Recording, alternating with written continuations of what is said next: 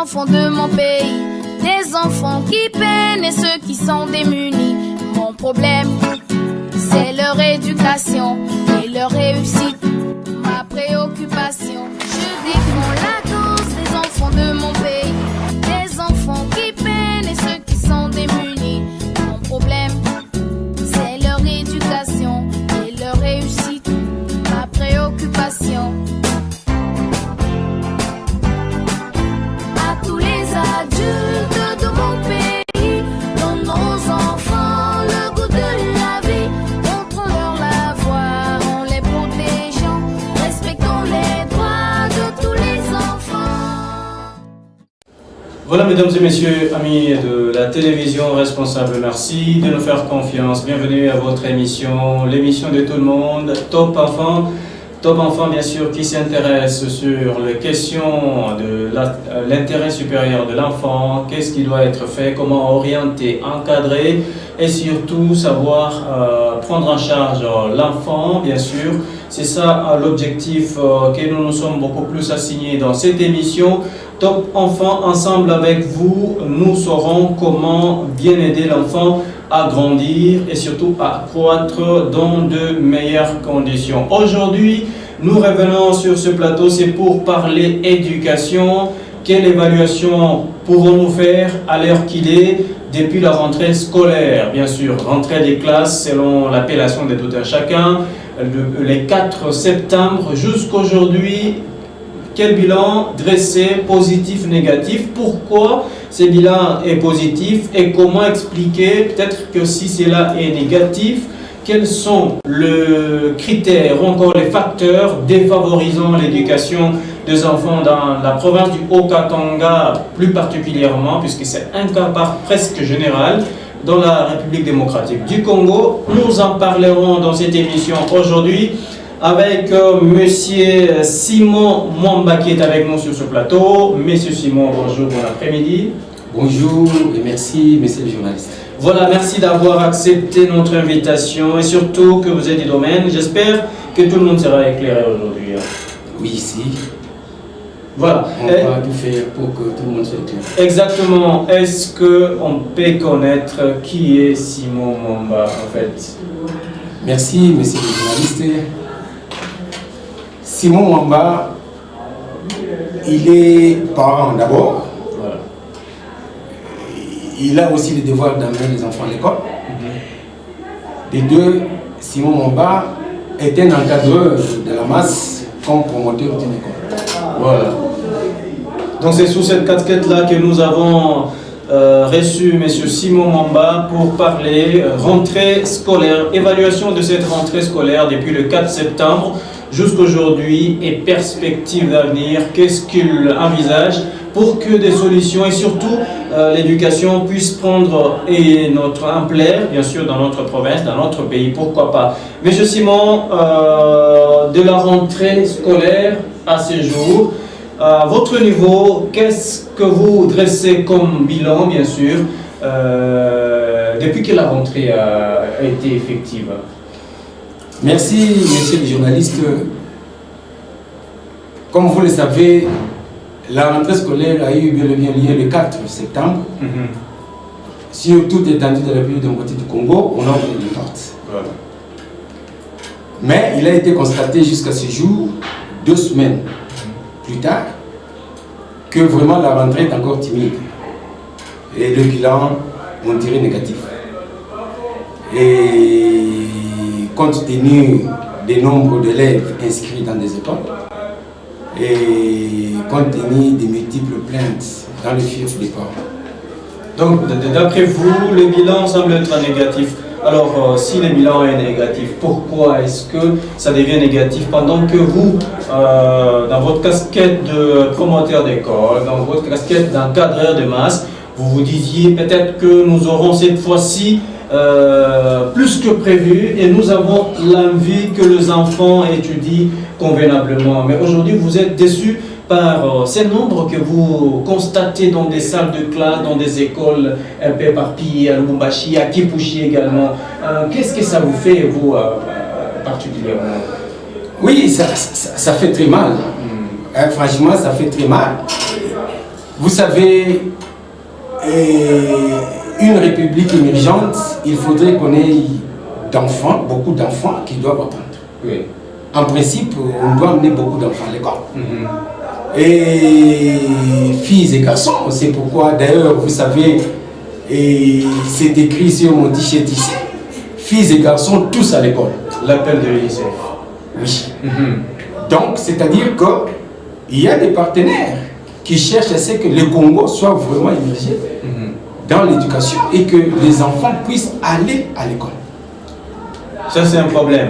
Mais pendant que les partenaires se battent jour et nuit pourvu que les enfants étudient, et certains tuteurs, certains parents pensent que ce sont ces partenaires qui doivent jouer le rôle de parents. Non. Non. Donc, nous, parents, messieurs les journalistes, nous devons prendre nos responsabilités. Un partenaire, il vient pour vous aider, mais vous devez d'abord vous trouver vous-même responsable. Vous devez d'abord vous-même prendre la responsabilité d'amener votre enfant à l'école. Donc vous devez tout faire. Vous savez, l'année se termine le 2 juillet passé. Donc chaque 2 juillet de l'année termine. Exact. Automatiquement pour un parent responsable, un papa responsable, directement en lui il s'est dit, dans moins de 2 mois, je dois retourner mon enfant à l'école. Je dois faire inscrire l'enfant qui n'a pas étudié l'année passée, je dois l'amener à l'école. En ce moment, quand le partenaire vient, il vous trouve, vous, en tant que responsable, en route avec votre enfant vers l'école. Mais ce qui s'est fait que, par-ci, par-là, vous et moi, vous comprenez, les parents qui se disent, on n'a pas d'argent, les moments difficiles, quoi faire pour amener les enfants à l'école? Mais, messieurs les journalistes, c'est question de la volonté. Monsieur Simon, la volonté peut exister, faute de moyens, on ne saura pas, puisque si vous avez la volonté, mais vous n'avez pas d'argent, c'est un blocage, non? Non, pas totalement. Pas totalement. Vous savez, il y a de ces parents aujourd'hui, moi, j'en connais d'autres, messieurs les journalistes. Il y a de ces parents aujourd'hui. Il prend le luxe de prendre la bière. Mais il n'a pas l'argent. Mais il prend quand même. Mais il prend quand même la bière. Mais cet argent qu'il pourrait prendre la bière, il doit penser en lui, chercher à faire quels sont les nécessaires. Or, la grande nécessité aujourd'hui, messieurs les journalistes, c'est amener l'enfant à l'école. Qui est le cadre de demain. Voilà. Amenez l'enfant à l'école. L'enfant qui vous aidera vous aussi. Vous trouverez, quand j'ai parlé de la volonté, messieurs les journalistes, il y a de ces moments qui fait un petit travail. Pendant toute la journée, elle est au bord d'une route, en train de vendre, de marchander certains produits dont vous n'aurez même pas l'idée qu'il pourrait supporter les études de ses enfants. Mais il arrive quand même à amener les enfants à l'école. Une veuve, par exemple. Donc c'est pourquoi moi j'ai dit, amener l'enfant à l'école quelque part, il y a la responsabilité de nous, parents, dans la volonté. Les peu que vous pouvez trouver, vous devez canaliser. Vous devez tout faire pour canaliser ça vers l'intérêt majeur de votre enfant. Tout également dépend bien sûr d'une activité, hein, M. Simon. Par exemple, il y a de ces parents qui s'est plaigné il n'y a pas longtemps que la volonté peut exister, mais aussi la mauvaise foi de certains responsables d'établissements scolaires. Semble-t-il que vous, les responsables d'établissements scolaires, vous êtes trop chers. Je ne sais pas, moi je ne fais que rapporter les questions de nos téléspectateurs. Nous n'avons pas envoyé nos enfants à l'école, c'est parce que dans l'école telle, on exige beaucoup de choses au même moment. Vous devez acheter ici à l'école, vous devez, l'inscription c'est autant, les frais payés autant. Alors, un responsable qui se voit devant cette multitude de demandes, cette liste-là, bon, la personne s'est dit, finalement, il faut que les enfants attendent d'abord l'année prochaine. Pas totalement, messieurs les journalistes et messieurs Roger, dans toutes les écoles. Oui. Ça, j'ai confirmé. Aucune des écoles a obliger aux parents de payer la totalité des frais. Donc c'est une fausse accusation. C'est une fausse accusation. Là, je vous le jure. Vous entrez dans une école, tout le monde, et le directeur qui est là, et le promoteur qui est là, et le chef d'établissement, le préfet, d'abord, au départ, c'est un parent. Il connaît bien les temps qui courent. Les difficultés. Les difficultés. Il les connaît très bien. Et c'est une très fausse accusation si un parent vous dit je suis allé dans une école où on a demandé 15 000 francs d'inscription, j'ai amené 7 500, j'ai amené 8 000, on m'a refusé. Non. Des deux. Un parent qui vous dirait j'ai inscrit mon enfant, on a demandé l'immobilier, j'ai amené mon enfant là-bas avec une partie des cahiers, on l'a refusé. Non. Dans les fiefs des responsables des écoles, ils ont tout fait. Ils ont répondu à l'appel du gouvernement où on doit accepter les enfants venir tels qu'ils sont, même avec les anciens uniformes, avec les anciens souliers, avec des cartables incomplets. L'enfant entre. Ah, donc là, il n'y a pas de problème. Non, là, il n'y a pas de problème. Là, il n'y a pas de problème. Les enfants entrent en classe. Mais s'il y a un parent qui va dire non, vous savez, dans une des écoles, j'ai amené et j'ai 4 enfants, j'ai amené partie d'argent, on a dit non, tu dois toujours compléter. Oui. Je vous le confirme que c'est un papa qui n'a pas la responsabilité dans sa main. Il y en a qui m'ont dit que non, écoutez, c'est parce que quand nous sommes arrivés pour l'inscription, la réinscription, on nous a d'abord exigé les frais de septembre. Non. Il dit non, vous devez d'abord payer les frais de septembre. Peut-être c'est ça qui bloque aussi un certain niveau, l'inscription, la réinscription de certains enfants dans des écoles. Je ne sais pas comprendre. Non, demander d'abord les frais de septembre. Là, je ne serais pas tout à fait d'accord. Sauf que, ce que je sais, il y a dans certaines écoles. Dans certaines écoles, le mois, vous devez payer 15 000. Voilà. Oui, c'est un exemple. C'est un exemple. Oui. Le mois, vous devez payer 15 000. Mais comme il y a toujours certains frais qui doivent aider au réfléchissement des murs, arrangement de certains bancs, tout ça. Donc, le fonctionnement de votre école, cette école-là, oui. Pas la vôtre. Non, non. Fonctionnement de l'école en général. Voilà. C'est pourquoi ils disent vous pouvez payer 15 000 plus pour ne pas signifier que ces mois-là font partie du fonctionnement pour vous faire comment ils vous disent le mois de septembre. Oui. Mais en tant que parent responsable, quand il arrive, il dit je n'ai pas ces mois-là, je crois que vous allez inscrire l'enfant. Ce n'est pas totalement un état, donc j'ai une obligation qu'on oblige un parent de payer ça. Non, non, ça arrive, c'est qu'il y a les promoteurs ou même l'établissement public, et d'ailleurs, à part ce qu'on a demandé aux établissements publics, les inscriptions massives gratuites et pour les enfants de la première et deuxième primaire. Mais il y a de ces frais-là, quand vous venez à l'inscription, les frais-là qui doivent aider à peindre les murs, qui doivent aider aux réparations des bancs, qui doivent aider au paiement, par exemple, des décrets. Donc, ce n'est pas dire qu'on exige le 2 mois.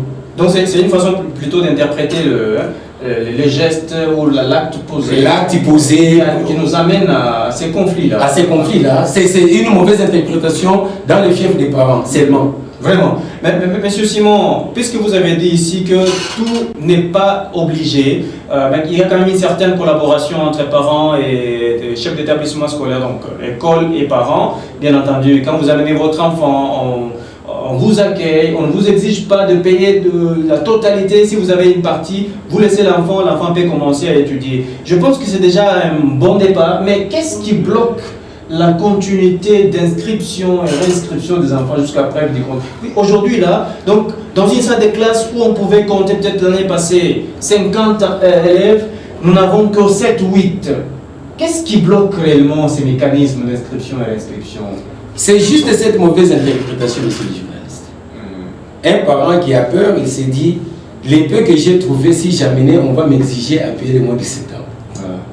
Les peu que j'ai trouvés, on va m'exiger de payer les habits neufs pour mes enfants. J'ai 2, 3, en ce moment-là, je ne les amène pas, j'attends que je réunisse un certain montant. Oui. Parce que vous devez toujours savoir que dans toute une école, nous avons ce que nous appelons le COPA, les comités des parents. Or, ces comités des parents travaillent toujours en collaboration avec l'école. Oui, toujours en collaboration avec l'école. Et je pense, même à l'inscription, le comité des parents est là. Il vient, il demande, il pose. Mais seulement, il y a de certains parents qui sont parents à l'école, mais n'ont pas cette culture-là d'aller voir leur président. D'aller voir, parler avec leur président du comité des parents. Avec leur comité des parents. Pour qu'ils sachent réellement, parce qu'ils font partie de la gestion d'une école. Les comités des parents. Oui, il faut partie de la gestion de l'école. Donc vous ne trouverez jamais une école sans comité des parents. Jamais, jamais. Donc les parents sont là et ils sont en train de suivre à la loupe le déroulement de l'année. Voilà, donc vous dites, c'est cette incompréhension entre parents et école, la mauvaise interprétation de faits qui nous pousse bien sûr à créer ces malentendus. Et finalement, ça bloque la machine. Ça bloque la machine. Mais l'inscription, la campagne d'inscription et réinscription a été lancée à Kipushi, je pense. Cette année d'ailleurs, c'était en votre présence. Comme ça a toujours été fait, notamment l'année dernière, c'était à Tumbwe, où on avait parlé de plus de 180 000 enfants à Kipushi. On n'a pas tellement avancé les chiffres. Dans votre façon de voir les choses, votre vision, après le lancement de la campagne, à quoi est-ce que vous vous attendez réellement? En tout cas, nous nous attendons à ce que tous les enfants congolais soient sur le banc de l'école pour lutter contre l'analphabétisation d'abord, éviter les mariages précoces. Parce que vous savez, cette campagne, si la campagne est lancée, c'est pour arriver à maximiser donc les enfants, à avoir la totalité des enfants sur le banc de l'école.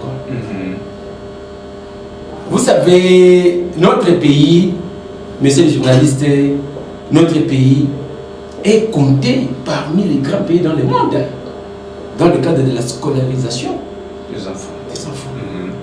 Ce n'est pas pour rien, nous avons chaque année, d'ailleurs bientôt là, on a eu la formation d'accélère, ce sont aussi des partenaires, nous avons la vision mondiale, nous avons l'UNICEF même, qui sont venus, c'est pour appuyer l'enseignement en RDC. Donc c'est pour vous dire que à travers le monde, notre grand pays qui est au cœur de l'Afrique, on n'a pas besoin de voir les enfants rester à la maison. Les enfants non scolarisés, les enfants illettrés. Oui. C'est pourquoi d'ailleurs vous verrez, le gouvernement est en train de tout faire pour entrer même dans des carrières, trouver les enfants qui sont utilisés dans des carrières minières, que ces enfants-là soient à l'école. Monsieur Simon, est-ce que c'est important de scolariser l'enfant?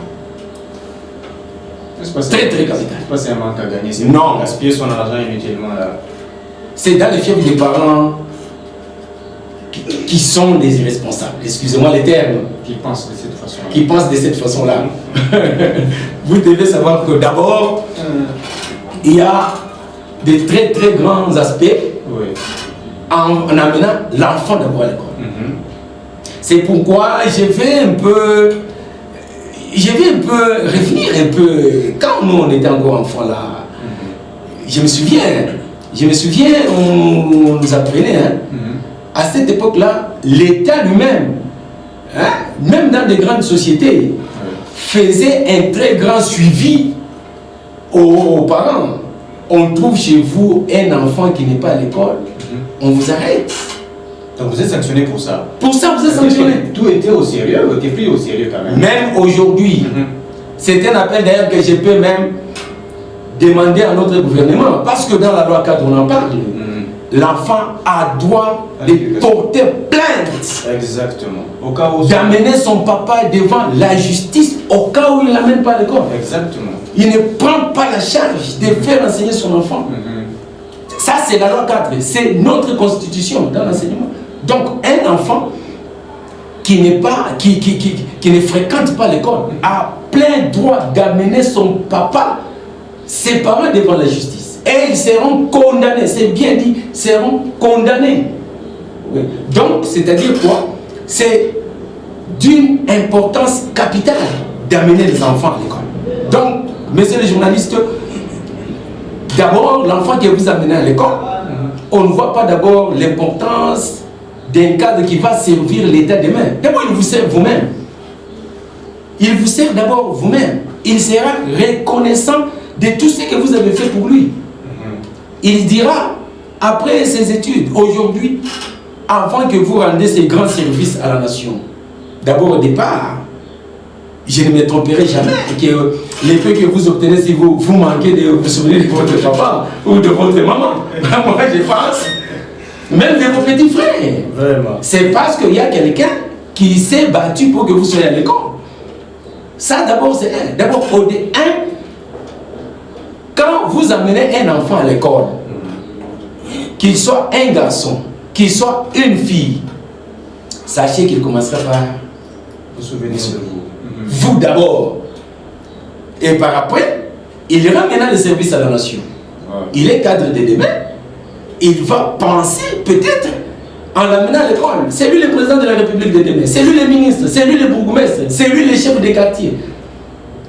On a suivi, je ne sais pas, peut-être on a suivi ensemble avec vous à travers les médias.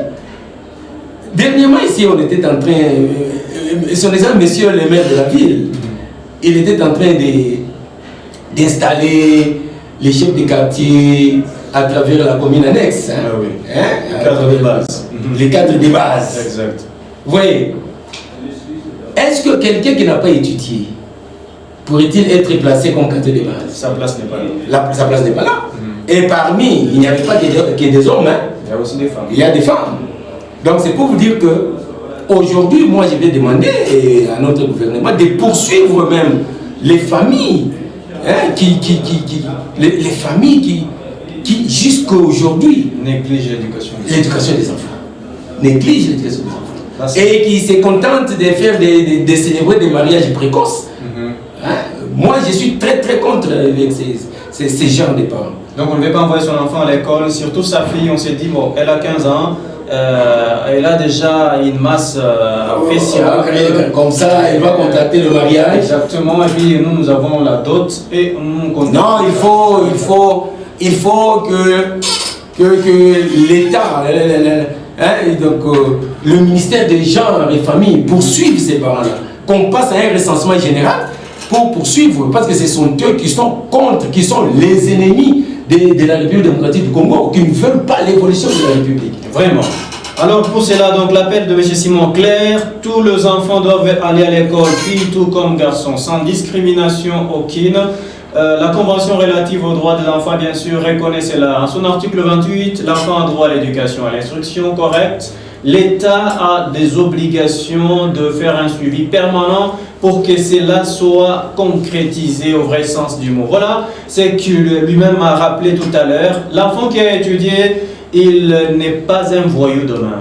Un enfant qui a étudié, ce n'est pas un chégué, non plus un voleur, un violeur, ni moins encore un meneur de troubles dans la société, mais un enfant spécial. Donc c'est lui qui vous donne l'espoir de vivre dans une société. Et demain, vous pouvez espérer avoir des très bons dirigeants, des très bons cadres, parce que les enfants ont étudié. Quelles sont les perspectives d'avenir, M. Simon, pour que nous n'arrivions pas encore à tomber dans les mêmes erreurs, hein, qui vont encore produire les mêmes effets? Oui, messieurs les journalistes, vous savez, la masse doit être éduquée. Voilà.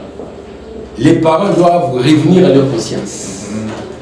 Et le gouvernement doit tout faire pour sensibiliser, en commençant par le maire de ville, les bourgmestres, les chefs de quartier, les chefs des rues. Ils doivent passer porte par porte pour amener les enfants à l'école. Vous savez, quand l'enfant est à l'école, il y a seulement de ses parents, messieurs les journalistes, aujourd'hui, il y a de ses parents qui sont négligents. Des parents qui sont négligents. Et d'ailleurs, moi, je vais préférer même qu'on inflige des sanctions à ces parents-là qui n'amènent pas les enfants à l'école. Mais aussi, vous devez aussi dire à certains plutôt responsables des écoles, de se comporter aussi comme tant d'autres que vous connaissez bien qui sont des responsables, qui ne doivent pas mettre de crocs en jambe aux parents pour qu'ils n'arrivent pas à amener les enfants à l'école. Oui. En tout cas, là, c'est un fait aussi. Hein. Là, c'est un fait. Et dans des renvois massifs, et en cas d'impayement aussi. Donc, j'aime beaucoup les termes que vous utilisez, l'insolvabilité. L'insolvabilité. Vous savez, donc c'est que je vais parler dans les deux sens. Oui. Un parent qui vient, il amène son enfant à l'école, doit prendre d'abord ses responsabilités. Exactement. Il doit savoir solder et les frais, parce que ce sont ces frais-là qui servent quand même au paiement des enseignants. Ça, nous le savons. Oui. Ouais. Alors, quand un parent il vient, l'enfant qui étudie, il ne sait pas. Malgré, on peut l'interpeller. On lui dit, papa, nous devons payer les enseignants soldés. Même cette volonté de donner une partie, il doit en avoir aussi. Quelque part, il doit en avoir.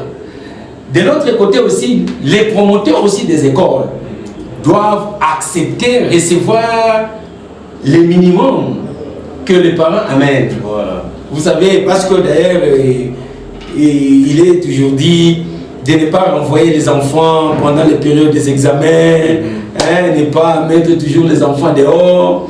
Mais de ce côté-là, c'est pourquoi il y a la collaboration des parents dans une école. Voilà. Donc, d'une part, nous avons l'école, les chefs d'établissement, et d'autre part, nous avons le COPA. Donc, le comité des parents qui doit toujours travailler en collaboration, lui aussi doit sensibiliser les parents dans des assemblées des parents, comme d'ailleurs bientôt là, d'ici le 8, il y aura à travers toute la République les assemblées générales des parents d'élèves. Moi, je pense que les parents doivent d'abord, donc les comités des parents doivent parler avec la direction. Comment ils peuvent organiser de sorte que quand les parents payent bien, là, nous allons à une très bonne qualité d'enseignement. Parce que l'enseignant sera bien payé, sera bien rémunéré. Mais quand les parents ne payent pas bien, en ce moment-là, il y a des négligences quelque part. Oui, il y a des négligences quelque part. Et les parents, l'enseignant va dire, je suis affamé, oh, le ventre affamé, tout ça. C'est pourquoi les deux doivent marcher ensemble. Voilà. C'est pour éviter que nos enfants apprennent beaucoup de chansons au lieu d'apprendre beaucoup de notions. Voilà. Parce que nous avons, sans oublier, nous avons 222 jours d'enseignement. Et chaque jour, l'enfant doit apprendre. Voilà. Chaque jour, l'enfant a droit à l'apprentissage. Oui, chaque jour. Et surtout, vous savez, nous avons beaucoup d'innovations. C'est que vous avez appris hier, ce n'est pas ce qui s'apprend aujourd'hui. Il y a beaucoup d'innovations. Voilà. Alors, quand il y a beaucoup d'innovations, il faut que l'enfant soit chaque jour à l'école. Pour être à la page. Pour être à la page. Et il faut que le parent contrôle bien, fasse un bon suivi. Or, un parent qui peut faire le suivi, c'est un parent qui paye. Vous ne payez pas, vous allez faire comment le suivi? L'enfant est tout le temps dehors. Il est tout le temps dehors. Et vous dites que votre enfant, lui, il ne réussit toujours pas. Il ne réussit toujours pas. Et vous attendez l'année prochaine pour chercher une autre, faire un vagabondage scolaire. Vous le faites quitter ici, il a échoué. Vous cherchez une autre école et cherchez un bulletin dans des couloirs pour qu'il passe des classes. Et dans l'entretemps, vous êtes un assassin. Voilà aussi, c'était moi aussi. Hein. Il y a aussi des parents comme ça. Qui sont des assassins de leurs enfants et par après il dira mon enfant était ensorcelé. Non, c'est la famille qui a ensorcelé mon enfant. Il oublie tout ce qu'il était pendant le parcours éducatif de son enfant, c'était lui qui était à la base. Vraiment. Le temps nous fait défaut, M. Simon, de la rentrée scolaire jusqu'à ce jour. Le bilan positif, négatif, vous avez quand même reconnu que c'est un bilan qui est en train de patauger à un certain moment parce que tous les facteurs ne sont pas mis en marche pour permettre à ce que tous les enfants soient à l'école. Il y en a aussi qui traînaient encore à la maison en train de jouer dans la poussière. Pourquoi? Parce que les parents peut-être n'ont pas de moyens, les autres parents n'ont pas de volonté de les amener à l'école pendant qu'ils n'ont que l'argent pour prendre un petit sucré et ça s'arrête là-bas, ou même vous avez même utilisé un mot très gros que moi j'appelle gros, la bière, au détriment de l'éducation des enfants. Les miens à faire, vous l'avez évoqué tout à l'heure, c'est la collaboration, la franche collaboration entre parents et responsables d'école, c'est-à-dire COPA école, pourvu que les choses marchent très bien. Les parents ne doivent pas seulement jeter la balle dans les camps des écoles non plus, mais plutôt prendre aussi la responsabilité, c'est dire nous nous sommes entendus que nous devons payer le minimum pour prendre en charge les enseignants. C'est cet argent qui permet à ces enseignants, ces corps enseignants de venir tout le temps, chaque matin, encadrer nos enfants et avoir aussi la force, puisque un ventre affamé, je vous assure, donc vous enverrez vos enfants les chansons, ils apprendront plutôt les chansons, 1000 chansons par jour, et vous-même vous allez transformer votre maison en une chorale, si je ne me trompe pas. Donc ce qui n'est pas vraiment souhaitable aujourd'hui, c'est que nous devons collaborer, nous parents et aussi l'école, afin que les choses marchent bien, puisque nous sommes en train de préparer l'avenir de nos enfants. En guise de conclusion, M. Simon, qu'est-ce que vous pouvez dire pour qu'on termine complètement? Pour terminer, messieurs les journalistes, je vais demander aux parents de ne pas suivre seulement les mouvements pour dire nous avons une grande crise. Même nous, à notre époque, quand on a étudié, il y avait toujours la crise. Les parents devraient toujours se battre pour nous amener à l'école. Un parent responsable doit aussi se battre. D'ici, parce que les inscriptions continuent, jusqu'au même au mois de novembre, il doit tout faire à amener son enfant à l'école. La grande des choses, il doit entrer en collaboration avec l'école. Doit entrer en collaboration avec la direction de l'école. Doit entrer en collaboration avec l'équipe dirigeante de l'école, les gestionnaires. Et doit toujours se contenter et faire le suivi de son enfant. Oui. Donc, il ne doit pas rester à la maison pour dire non, je n'ai absolument rien. Les peu qu'il va trouver, les peu seulement qu'il va trouver, qu'il entre. Et messieurs les promoteurs, vous, messieurs les directeurs, les chefs d'établissement, inscrivez les enfants s'ils vous amenez quelque chose. N'exigez pas de trop aux enfants. Ne faites pas l'enfant qui vient se faire inscrire, vous demandez à ses parents de payer même les histoires chez vous à l'école. C'est ça le problème. Non. En tout cas, aidons nos chers enfants. C'est notre pays. Donc nos cadres de demain, ce sont eux qui vont diriger ce pays demain pour lutter contre les systèmes d'alphabétisation, pour lutter contre, si aujourd'hui on trouve beaucoup d'enfants sur la rue, c'est par manque de cette volonté. Donc mes chers frères, mes chers amis, chers collègues parents, chers amis, donc amenons nos enfants à l'école pour que notre pays soit un pays émergent pour le demain. Merci, monsieur, m'excuse. Monsieur Simon Mwamba, merci pour cette intervention. Ce sera ainsi votre conclusion. Merci à vous, chers téléspectateurs de la télévision responsable, vous qui nous suivez de partout, vous êtes à Lubumbashi, à Kasumbalé, Sakibushi également. Vous étiez en train de suivre votre émission Top Enfant. Top Enfant, aujourd'hui nous parlions de l'évaluation de la rentrée scolaire depuis le 4 septembre jusqu'à ce jour et perspectives d'avenir. Notre invité, monsieur Simon Mwamba, vous l'avez suivi certainement. Il a un souci majeur, c'est que nous puissions encadrer convenablement nos enfants, nous puissions les envoyer à l'école, pourvu que nous puissions espérer un avenir radieux de cette province, cette République démocratique du Congo. En tout cas, avec l'espoir de vous retrouver très très prochainement, la semaine prochaine, mardi. Je vous dis sincèrement merci en compagnie de cette équipe. Willy Kailou à la programmation, Tonton Mukenge Moussaou à la régie finale. Stella Kabedi qui était derrière la caméra. Merci à vous et surtout, prenez soin de vous car chaque jour est une vie. Au revoir. Je défends la cause des enfants de mon pays, des enfants qui peinent et ceux qui sont démunis. Mon problème, c'est leur éducation